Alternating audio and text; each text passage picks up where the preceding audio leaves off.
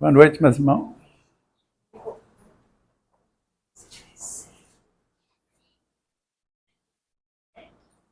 Boa noite, meus irmãos. Que a paz, a bênção de Jesus nos envolva, nos ilumine, nos ampare, nos abençoe, todos nós. Né? Antes que nós entrássemos propriamente no tema, na reflexão da palestra, né? Parábola do reino, nossa irmã falou umas coisas bastante interessantes a respeito da reforma física da casa. Olha, que bom, né? Ficou mais aconchegante, ficou melhor, atende melhor a necessidade do público. É muito importante a reforma. Mas mais importante que a reforma física, a reforma íntima de cada um de nós. Tá? O objetivo do Espiritismo, se a gente pudesse resumir, mudança, reforma, cada um de nós. Porque quanto mais vício nós temos, mais infeliz nós somos. Quanto mais virtude nós temos, mais felizes nós somos. Simples assim. Questão de mudança, de renovação, de transformação, né? De esforço. Quando você estiver triste, estiver abatido, não estiver com boa vontade, vá ao centro espírita. Você precisa ir no centro. Quando você está alegre, você está feliz, você está contente, vá ao centro espírita. O centro espírita precisa de você. Não deixe de ir no centro, por um motivo, por outro, sabe? Isso é uma construção diária. Aqui, essa abençoada casa nos oferece material de construção. Material de construção a todos nós, meus irmãos. Hoje, na palestra, nos estudos, na reunião mediúnica, todos os dias, nos oferece material de construção. Mas essa construção é de cada um. O material é de ótima qualidade, excelente qualidade. Agora, você pode fazer uma mansão, você pode fazer um casebre, pode fazer uma casa mais ou menos, você pode fazer uma tapera, depende de você. O material é bom, mas a construção é sua, a construção, ou seja, é nossa. Então, abençoada casa espírita que nos fornece um material de construção, para a nossa construção íntima, nossa construção interior, meus irmãos. Sempre que alguém nos convida para a gente fazer uma reflexão, fazer um bate-papo, eu sempre procuro trazer, pessoal, tema evangélico, tá? Já falei aqui, devo ter falado outras vezes, mas não importa.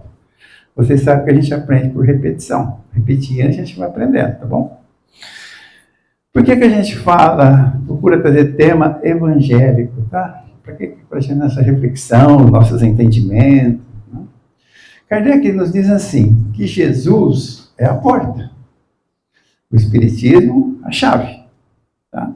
Então, com a chave do entendimento, da iluminação do Espiritismo, possamos procurar aprender, procurar entender um pouco melhor as lições que Cristo nos trouxe há 2000 anos, há 2000 anos, tá? O Evangelho é uma bênção de luz. Isso aqui não é um livro histórico, um livro de notícias. Não? Isso aqui é um código de ética moral. Uma cartilha de vivência para a nossa vida diária. Independente do rótulo religioso que nós professamos. Porque Kardec só traz aqui ensinamentos morais. Como o perdão, a humildade, a caridade, a fraternidade, o amor. Aqui não se trata de religião. Aqui se trata de leis morais, de ensinamentos morais. Por isso que é um código de ética moral, uma cartilha para todos nós de vivência, de bom viver. De encontrar a paz, a serenidade, o equilíbrio, né? Nesse mundo tão conturbado que nós vivemos hoje. Esse aqui é o roteiro. Fora disso, esquece. Tá? Então, por isso que a gente procura trazer temas evangélicos para nossas reflexões. A gente não esgota o assunto, não encerra o assunto.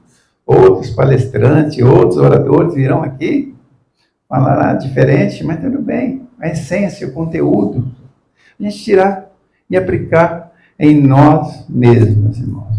Então, temas evangélicos para que a gente possa estar vivendo, para que a gente possa estar aprendendo.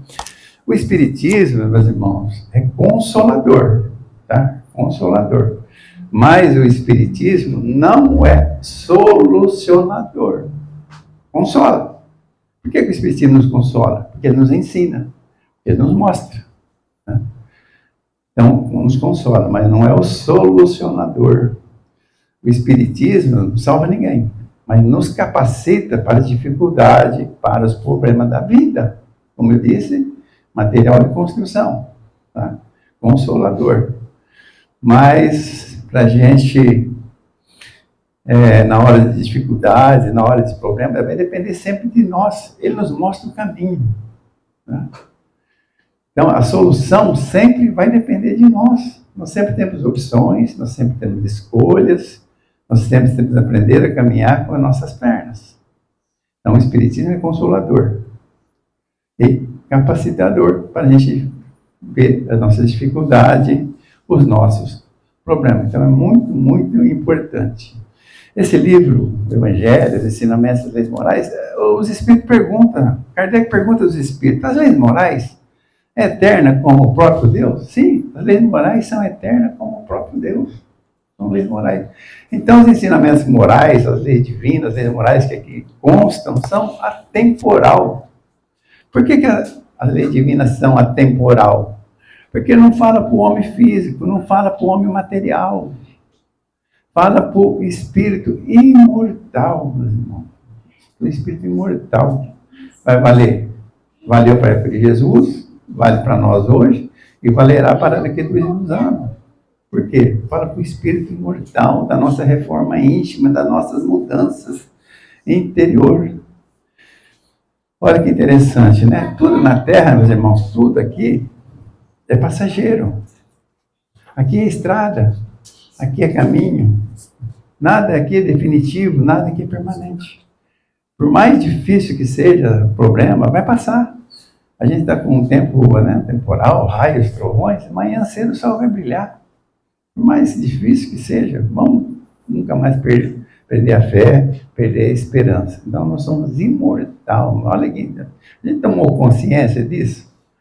Nosso sistema solar, daqui a 5 bilhões, a 10 bilhões de anos, não mais existirá. O Sol vai perder energia. Nosso sistema solar, nosso planeta vai acabar tudo. Mas nós não. Nós continuamos vivos, somos imortais. Então, esses benditos ensinamentos das leis morais é atemporal. É por espírito. Nós somos um ser espiritual vivendo uma experiência material. Todos nós estamos vivendo uma experiência material. Um de uma forma, outro de outra, sabe? Faz parte das experiências, dos aprendizados da vida. Então, isso que eu digo para vocês, a gente pegar esses benditos ensinamentos e aplicar em nós mesmos, no nosso material de construção, aplicar em nós. Nesses dias atuais, a gente vê que a grande maioria perdeu o caminho para Deus. Parece que a gente perdeu a existência de Deus, o caminho que nos leva a Deus, sabe? Quantas e quantas vezes a gente fala assim, se Deus é por nós, quem é contra nós? Se Deus é por nós, quem é... Só uma pessoa pode ser contra Deus, nós mesmos. A gente não abrir essa janela para a espiritualidade. Se Deus é por nós, quem pode ser contra nós? Nós mesmos, tá? Outras vezes a gente diz assim, isso aconteceu porque Deus quis. Esse acontecimento, né? Se Deus não quisesse, não teria acontecido. Gente, Deus não tem nada com isso, com os acontecimentos. Deus cria as leis perfeitas. E muitas vezes acontece, não culpa nossa, nós fomos imprudentes, nós fomos negligentes, nós não tivemos bom senso, a gente não sabe. Então não é culpa do que Deus quis, não, Deus não quer nada. Deus cria leis imutáveis e perfeitas. Nós transgredimos essa lei, mas é mais fácil. Culpa alguém, muitas vezes o demônio, né? Culpa do diabo. Ou Deus quis assim. Não, mas é nós somos imprudentes, nós somos negligentes. Faça uma análise, viaje para dentro de si, sabe? Apontar o dedo é fácil, mas no mesmo sentido de apontar o dedo, estender a mão é a mesma coisa, no mesmo sentido. Deveria apontar o dedo, sempre estenda a mão.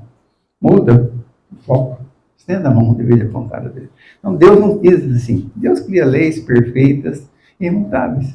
E nós transgredimos essa lei, as coisas acontecem. Não que Deus quis que isso acontecesse. Por que eu disse que nós perdemos hoje? A grande parte da humanidade perdeu o rumo, o caminho de Deus. Porque as pessoas estão se preocupadas muito mais em ter, meus irmãos, do que ser. As pessoas estão mais preocupadas em ter do que ser. Sabe? Hoje o grande foco se chama rede social. Ostentação. Então a pessoa é sapato de marca, roupa de grife, bolsa de marca, carro do ano, viagem, shopping, restaurante, ostentação. Publicando, né? Publicando. Mas essas coisas nos levam ao vazio existencial. Isso não nos preenche. Eu posso ter uma Ferrari, comprar uma Ferrari. Ficar passeando aqui para a cidade, mostrando para os outros, tentando. Daqui um mês, daqui 2 meses, perdeu o sentido. Todo mundo já sabe. Não tem mais graça. Aí tem que comprar outro. Eu tenho uma bolsa de 25 mil reais, 30 mil, sei lá quanto custa uma bolsa de marca, essas coisas. Mas daqui um mês, perdeu a graça. Tem que ter outra. Então, é um saco sem fundo. Não acaba nunca. Isso nos traz um grande vazio existencial. Não vai preencher nunca. Então, a felicidade não é ter, é ser. E a gente vê essa inversão de valores.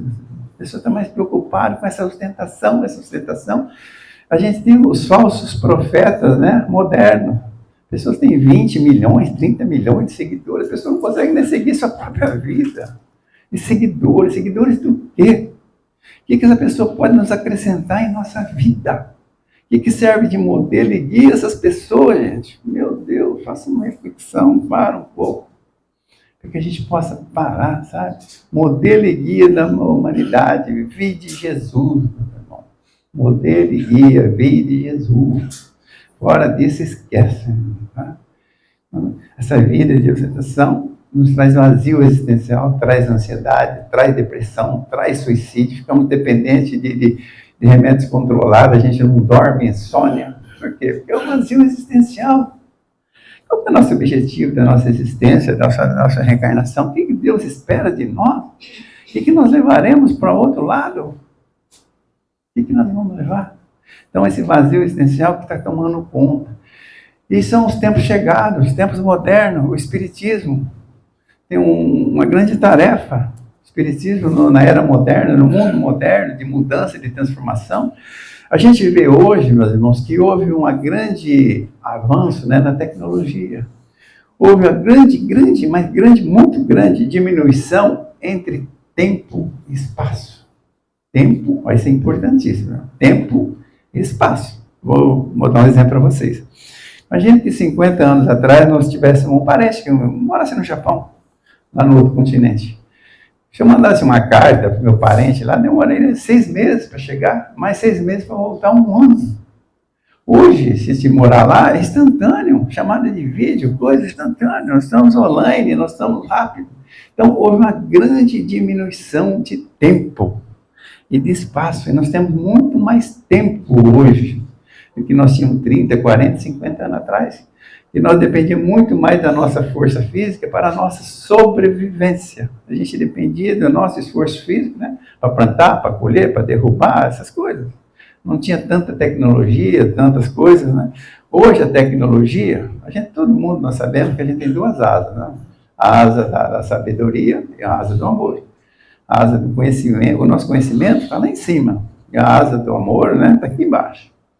Isso aí nos ajudou, então diminuiu muito esse tempo e espaço, sabe? A gente tem muito mais tempo livre. Mas o grande problema é o que nós estamos fazendo com esse bendito tempo livre. Como é que está a aplicação do nosso tempo? Essa é de cada um, reflexão de cada um, tá? O que está acontecendo hoje? A rede social está roubando o nosso tempo. Quanto tempo nós dedicamos à bendita rede social? Agora a gente pergunta, o que a rede social pode nos acrescentar? É de cada um, meus irmãos, reflexão interna de cada um. O que a rede social nos... Nós temos bastante tempo livre. Rede social, a gente sabe como funciona. O que ela pode estar nos acrescentando? Ou ela está contaminando nossos pensamentos? nosso sentimento. É difícil a gente saber, na rede social, o que é verdadeiro, o que é falso. O que é real, o que é ilusão. Rede social é neutro, mas as pessoas que convivem, que vivem, o que nós estamos, né, roubando o nosso tempo, fazendo. Então houve essa diminuição. Então a rede social está roubando o nosso tempo. E nós ficamos escravos disso. Hoje o algoritmo é inteligência artificial. O algoritmo. Qualquer vídeo que você curte, clica, a inteligência artificial registra. De sensualidade, de fofoca, de violência, qualquer um. Basta que você abra a rede social e você clica um vídeo, automaticamente a inteligência artificial, o algoritmo, vai escolher os vídeos nesse sentido para você. As escolhas são nossas. O que nós estamos fazendo? De manhã, a gente levanta cedo, varre a nossa casa, pega o lixo, põe dentro do saco, amarra a boca, põe lá fora, para o lixeiro levar. Ótimo. É higiene. Tem que ser. Mas é a higiene mental. O que nós estamos levando para dentro da nossa casa? Mas o que é pior, dentro da nossa mente. Nós se tornamos escravos disso. Escravo. E Kardec pergunta aos espíritos, é possível a gente vencer as nossas má tendências? Está no livro dos espíritos? Sim, um pequeno esforço. Mas então por que a gente não vence as nossas má tendências? Simples assim, porque a gente gosta. Então a gente gosta de vídeo de sensualidade, a gente gosta de vídeo de violência, a gente gosta de vídeo de fofoca. A gente gosta, a gente sente prazer. Então a gente não quer mudar. Mudança exige esforço. E pior ainda, nossas crianças, tá? Nossos adolescentes, nossos jovens, essa geração que está aí. A importância da evangelização, de trazer essas crianças para essa abençoada casa, para receber material de construção. Como é que a gente está policiando essas crianças? Porque essas crianças, 20, 30 anos atrás, se precisasse fazer pesquisa, tinha que ir em biblioteca, um monte de dificuldade. Hoje, num toque, eles têm tudo na mão. E essas crianças, esses espíritos que aqui estão reencarnando, já uma inteligência um pouco mais avançada, já mais preparado para a era tecnológica. Se a gente não pôr um limite, não fiscalizar, não fizer alguma coisa, depois vai dizer, Deus quis assim. Não, você foi negligente, você foi imprudente, você tem obrigação, gente, de orientar esse espírito que renasceu aí. Olha que interessante, uma criança até 12 anos é criança, 12 anos, gente, 12. No mundo animal, o rato com 6 meses, 1 ano, está criando, é adulto. Qualquer animal já nasce andando, cavalo, girafa, leão, qualquer animal já nasce andando. Então, nós temos 12 anos. Então, vê a responsabilidade, a obrigação que a gente tem com nossos filhos. Tá? E é um perigo, a gente se chama rede social, meus irmãos, tá? Rede social. Então, a gente procurar trazer essas crianças, porque até uma certa idade, um certo tempo, a gente consegue arrastar as crianças, depois disso é impossível. Mas se a gente plantou aquela sementinha, plantou aquele germe, vai desenvolvendo com o tempo. Porque Deus não cria nada pronto. Deus dá o princípio inteligente de tudo, meus irmãos, tá? Deus não criou nada pronto. Nem nós. A gente está aqui pelo nosso próprio esforço, tá? Nós somos criados simples e ignorantes. A gente vai desenvolvendo, vai trabalhando como o próprio Jesus, que é o nosso guia, nosso modelo, lógico, foi criado antes que nós, mas conseguiu superar. Então, meus irmãos, vamos policiar, vamos aproveitar esse material de construção que o Espiritismo nos traz, para que a gente possa fazer essa bendita, como a nossa companheira falou, né, essa bendita reforma, não física, mas interior, que é mais difícil, muito mais difícil, tá? A base de tudo, meus irmãos, no universo, a base de tudo se chama sentimento, pensamento. Não é a linguagem falada. Pouco importa o que eu estou falando aqui. O que vale no mundo espiritual, pensamento, sentimento. Porque tudo nasce no sentimento. Depois vai para o pensamento. Quando eu tenho ódio, raiva, ira de alguém, quero matar alguém, nossa, eu não posso ver essa pessoa, eu quero matar essa pessoa. Esse pensamento nasceu do sentimento, de ódio, de ira, de raiva. O contrário também. Nossa, eu quero abraçar essa pessoa, quero beijar essa pessoa. De onde vem esse pensamento? Do sentimento do amor. Então a gente vê que a base de tudo é sentimento e pensamento. E pensamento, olha que interessante, pensamento não é uma coisa abstrata.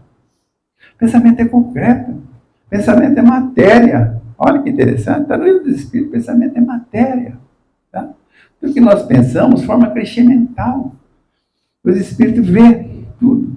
Pergunta 457 do livro dos Espíritos. Os Espíritos sabem o que vós está pensando? Muito mais que vós pensais. Até aquilo que vós quer esconder de vós mesmo.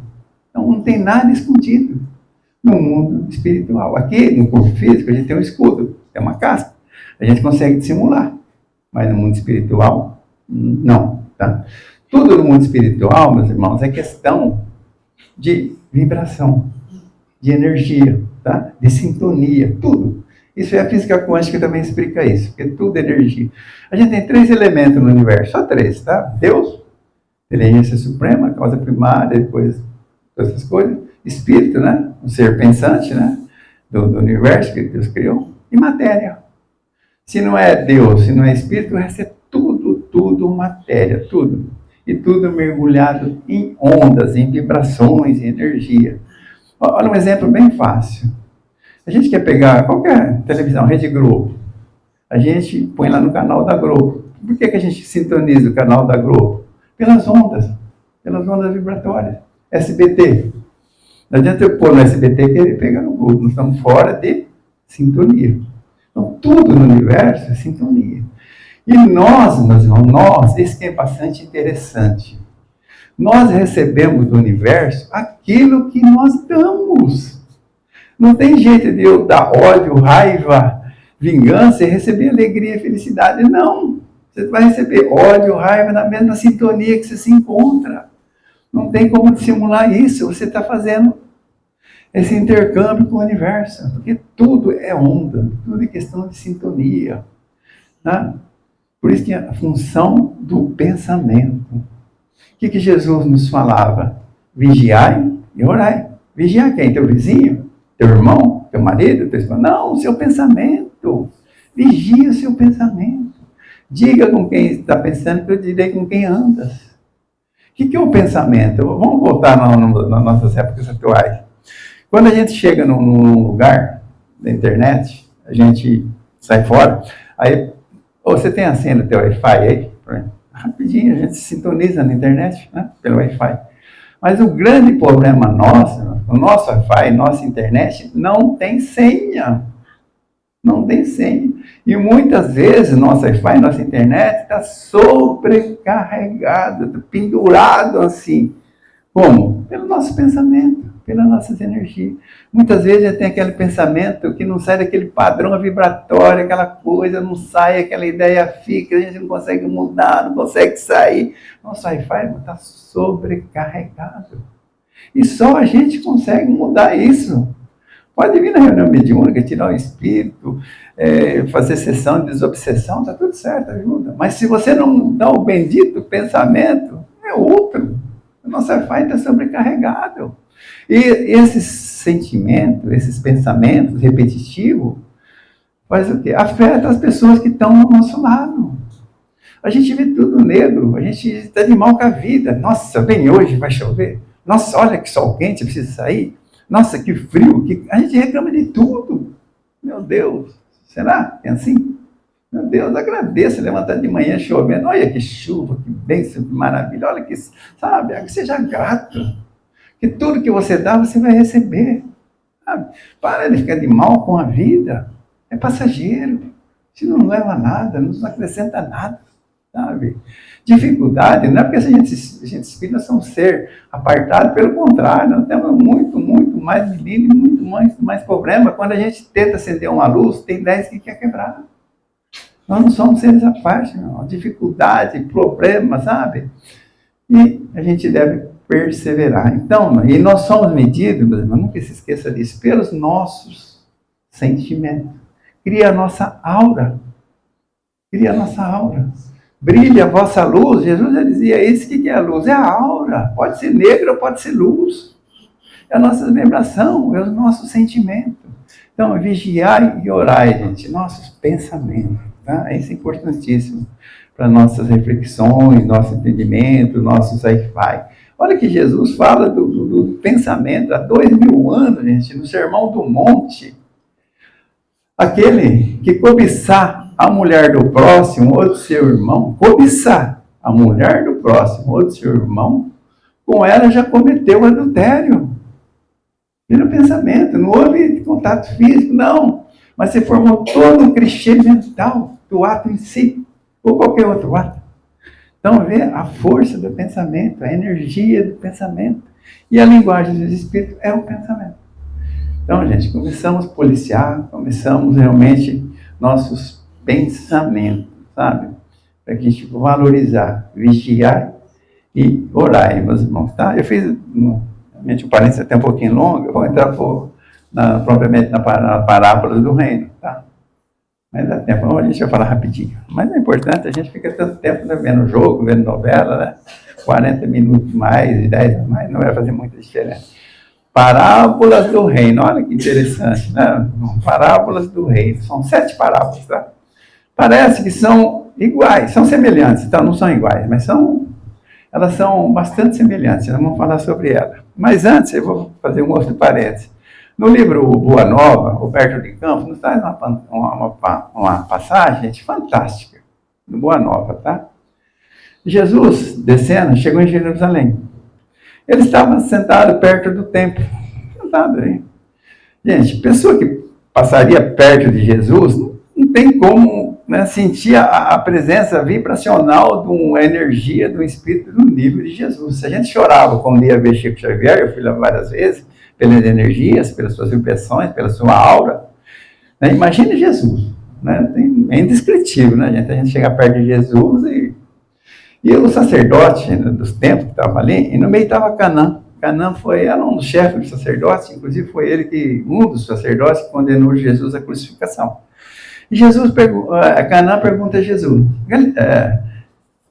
Galileu, o que fazes aqui em Jerusalém? E Jesus, com as minhas palavras, tá? No livro é mais longo, tem mais diálogo, mas eu estou resumindo porque Galileu, o que fazes aqui em Jerusalém? Eu vim plantar a fundação do reino de Deus na terra. Plantar a fundação do reino de Deus? O que seria isso? É a obra da criação no coração dos homens. Obra da criação na sua mão. Você já viu a lama fazer alguma estátua, alguma obra sair da lama? O Canaã falando para Jesus.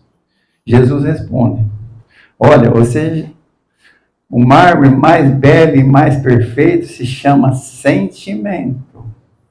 Não existe nada mais forte, mais resistente. O buril era as ferramentas que os artesãos usavam naquela época, para cortar pedra, madeira, né? O pessoal que trabalhava. Não existe nada mais forte, mais resistente buril, que se chama boa vontade. Tá? Então, Jesus está falando do sentimento e está falando da boa vontade. E é a criação da obra de Deus no coração dos homens. É uma passagem belíssima, tá? No livro Boa Nova, do Humberto de Campos. Tem várias e outras passagens, tá bom?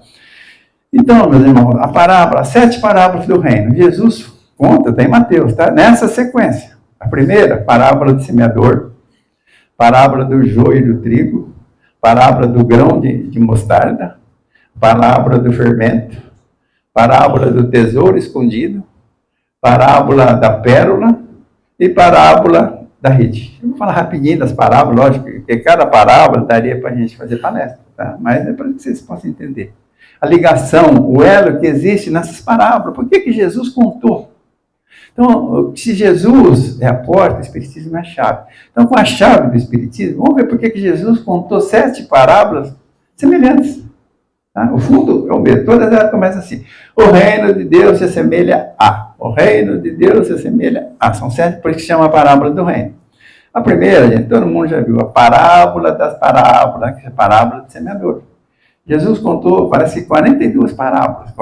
Dessas 42, ele só explicou 2. A parábola do semeador e a parábola do joio e do trigo, que é logo depois, tá, do semeador. Então, o que é a parábola do semeador? Né? O semeador saiu a semear e foi semeando. Algumas sementes caíram onde? na beira do caminho. Vieram as aves do céu e a comeram. Outras caíram em terreno duro, pedregoso, até quis nascer, mas não tinha pouca raiz, veio o sol e a queimou. Outras caíram nos espinheiros, até quis nascer também, germinar, mas veio os espinhos e sufocaram.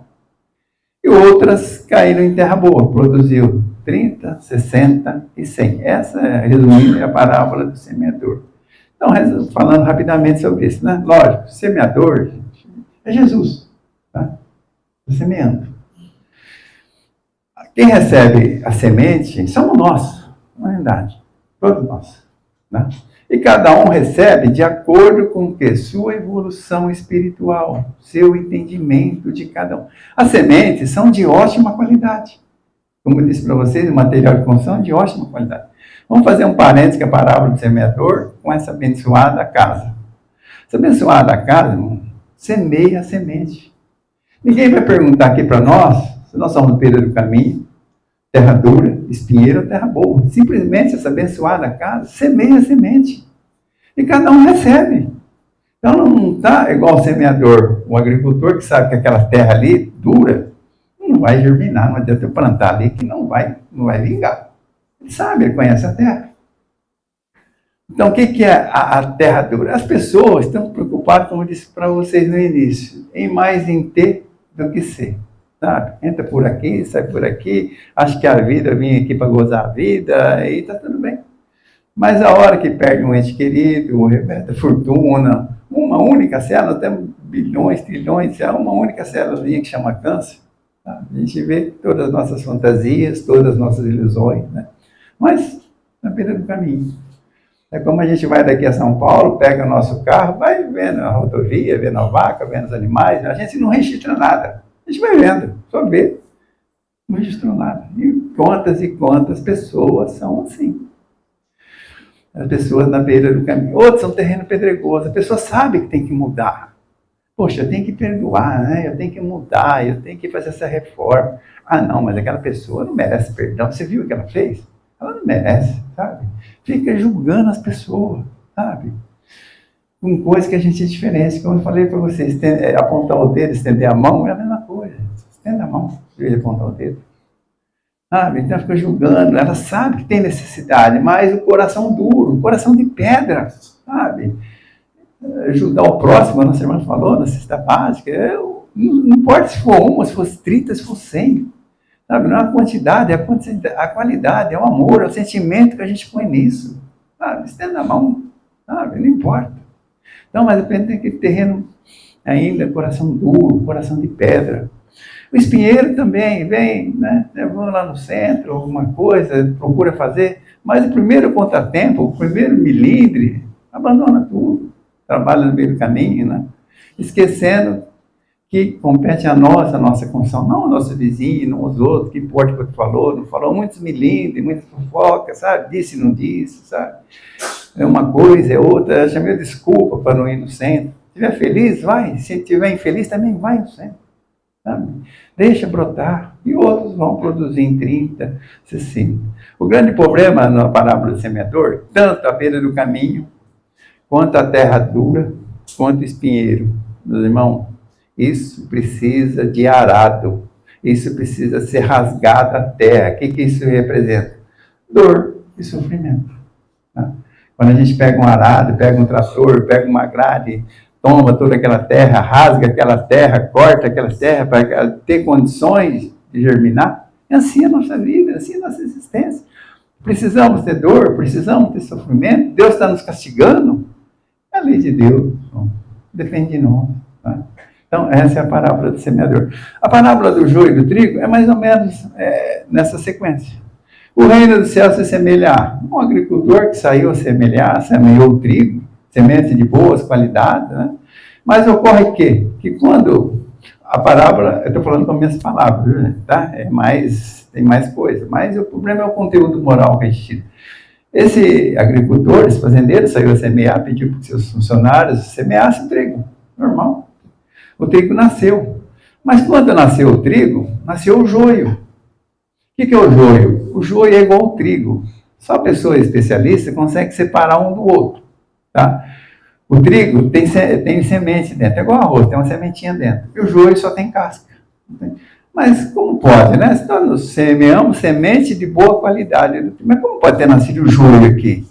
Aí os empregados pedem para o patrão: o senhor quer que nós arrancamos o joio? O que o seu patrão diz? Não, deixa que eles cresçam junto. Aí eles perguntam: mas quem que fez isso? É bom assim, enquanto dormia, veio o inimigo e semeou o joio. Mas o senhor quer que nós arrancamos o joio? Não, deixa. A hora que os dois crescerem, o joio, se você for arrancar agora, você vai arrancar o trigo junto. Então deixa. Assim que eles crescerem, o joio e o trigo, aí a gente separa o trigo e queima o joio. Aí é mais fácil a gente separar um do outro. Deixa assim. Então é bem assim, a separação do joio e do trigo. A semente foi de boa qualidade, tá bom? Então essa é a parábola do joio e do trigo.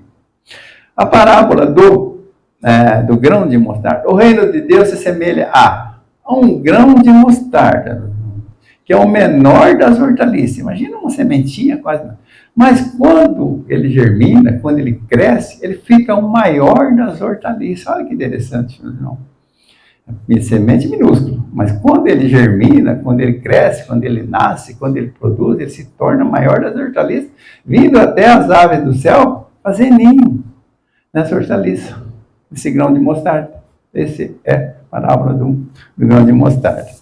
Do fermento. O reino do céu se assemelha a... Jesus fala a uma mulher. Você vê, a mulher naquela época, gente, ela não era nem considerada no censo. Ela andava atrás dos homens, sabe? Ela não era uma pessoa zero à esquerda. Jesus diz na palavra, o reino do céu se assemelha a uma mulher que pegou 3 medidas de fermento e levedou a massa. Quem mexe com massa aí sabe, se a gente não pôr fermento, não vai virar nada, né? A massa não vai crescer. Então a importância do fermento, de levedar, de crescer. Essa é a parábola do fermento. Então a importância do fermento, a importância da mulher. Parábola do tesouro escondido, meus irmãos. O que é o tesouro escondido, né? O que é o tesouro escondido?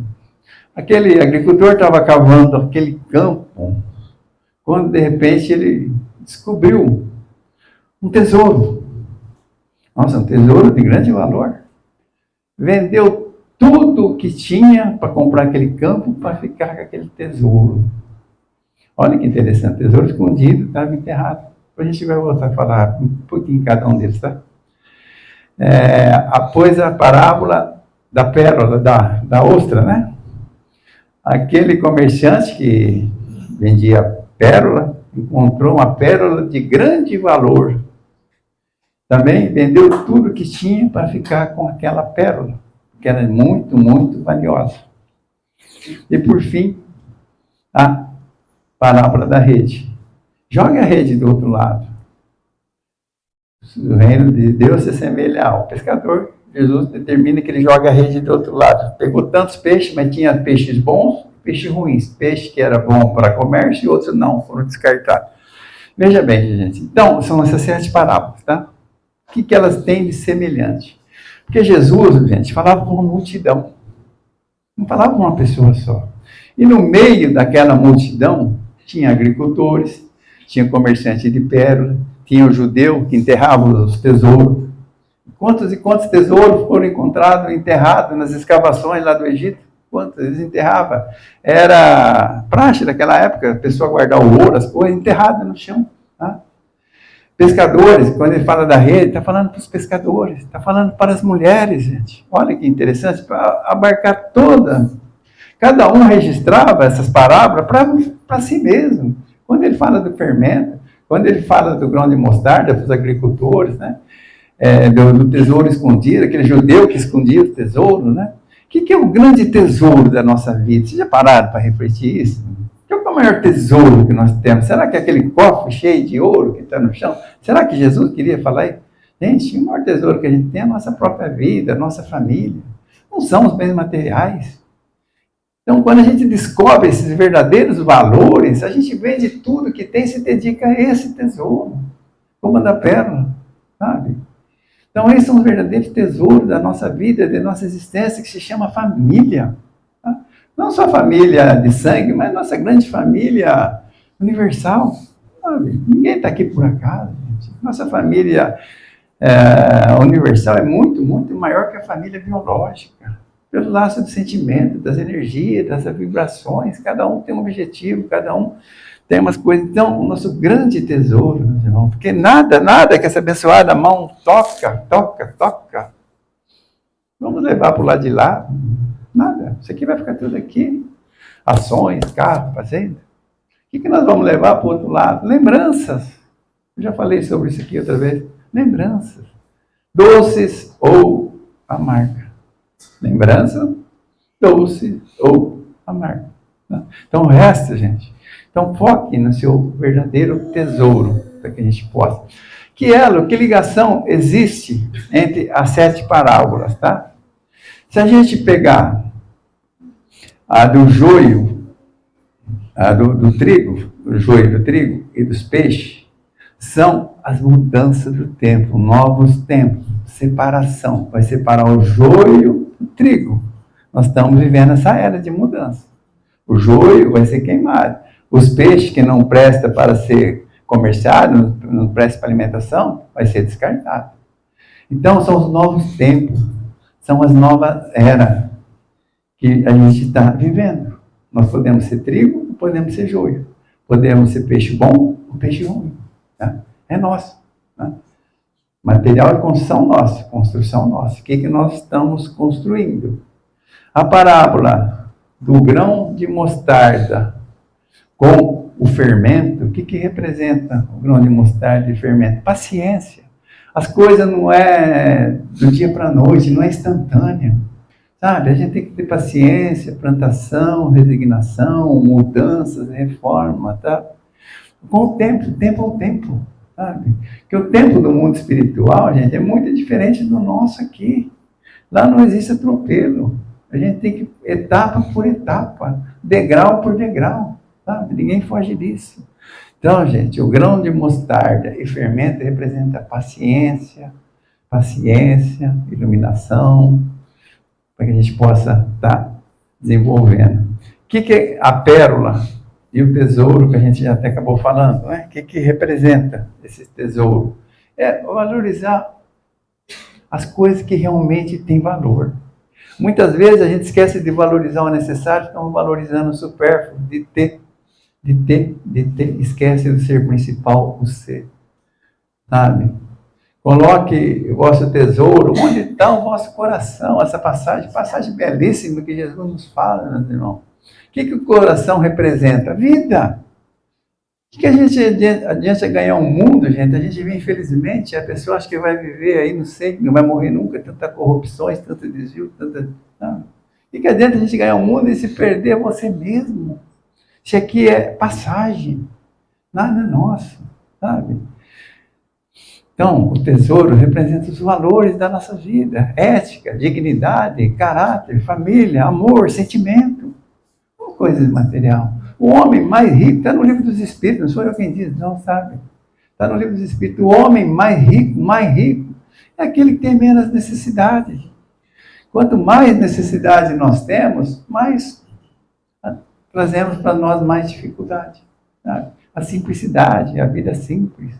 Mas tudo é aprendizado, tudo é experiência, por isso que nós estamos aqui, aprendendo.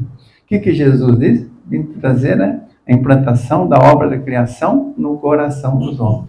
Então, o caminho de Deus está dentro do coração de cada um. Todas as 7 parábolas, todas as 7, né? O reino de Deus se assemelha, né, ao semeador. O reino de Deus se assemelha ao joio de trigo. O reino de Deus se assemelha, né, ao grão de mostarda. O reino de Deus se assemelha ao fermento. O reino de Deus se assemelha ao tesouro escondido. O reino de Deus se assemelha à pérola. E o reino de Deus se assemelha a rei. Todas as 7. Tem um elo de ligação entre as 7. Que se chama dentro. Todas as 7 parábolas falam de dentro. Nenhuma foi para fora. Pode fazer reflexão, pode ler as parábolas, que tudo se... Então, o reino de Deus está dentro do nosso coração. É a implantação da obra da criação, né? Que Jesus vem nos trazer.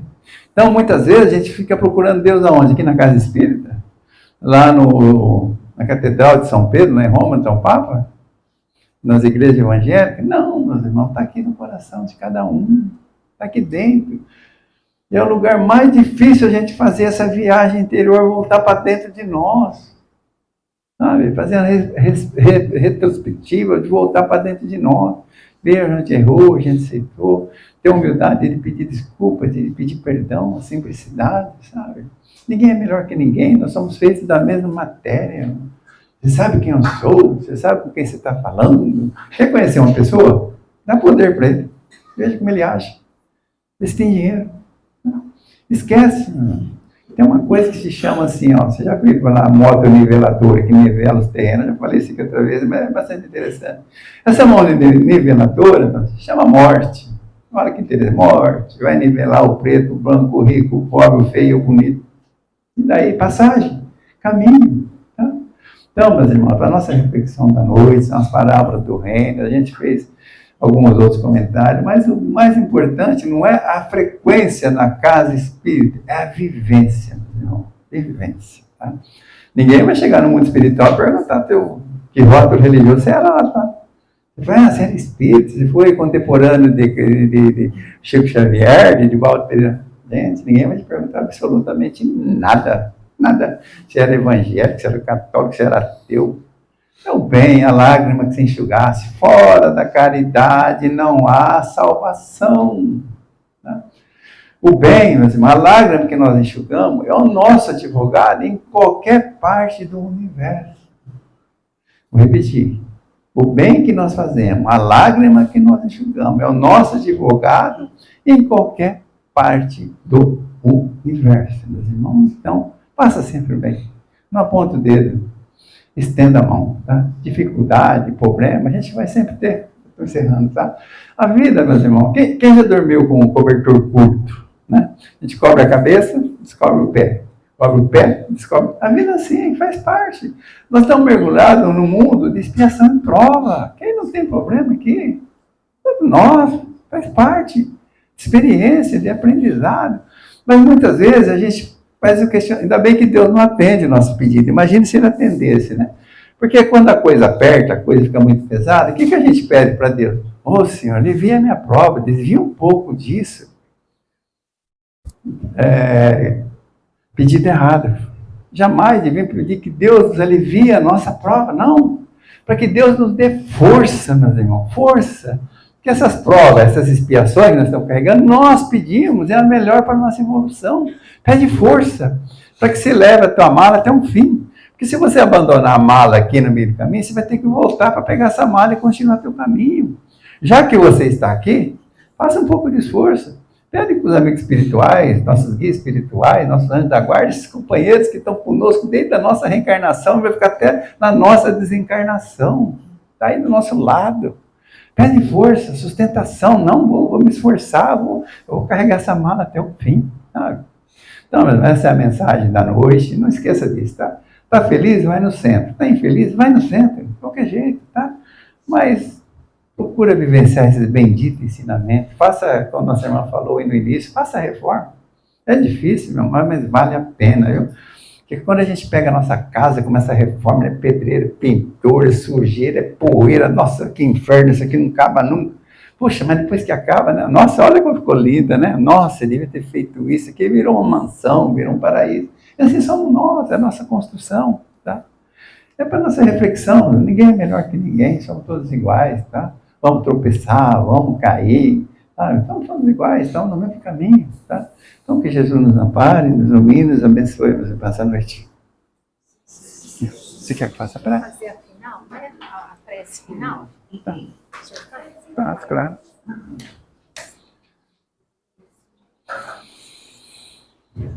Então, vamos levar nosso pensamento ao Senhor da vida, né? Se Deus de amor, se Deus de misericórdia, porque não existe nada mais lindo, nada mais maravilhoso que a própria vida, Senhor. Que possamos viver a vida com plenitude, Senhor. A cada novo dia, a cada novo amanhecer, o Senhor nos oferece os talentos necessários para o nosso crescimento, nosso aprendizado, nossa experiência diária. Como é lindo, como é maravilhoso poder acordar de manhã. Coisas tão simples como abrir os olhos, sentar na cama, lavar um rosto, escovar um dente, calçar uma roupa, pentear um cabelo. Já é tão simples, mas tão importante. Quantos e quantos irmãos num leito, dependendo dos outros. Então vamos ser gratos. Esses gestos tão simples. Abençoadas as mãos que aram e trabalham, abençoadas as pernas que caminham. Como é lindo, como é maravilhoso poder caminhar. Como é lindo e maravilhoso usar a mão para o trabalho, Senhor. Vamos ser gratos à nossa família material, nossa família espiritual, onde cada um de nós está ingresso para aprender a perdoar, para aprender a crescer, para aprender a amar. Agradecer o trabalho, onde nós podemos tirar o nosso sustento, o nosso ganha-pão de cada dia. Quantos e quantos irmãos desempregados, por isso somos gratos, Senhor.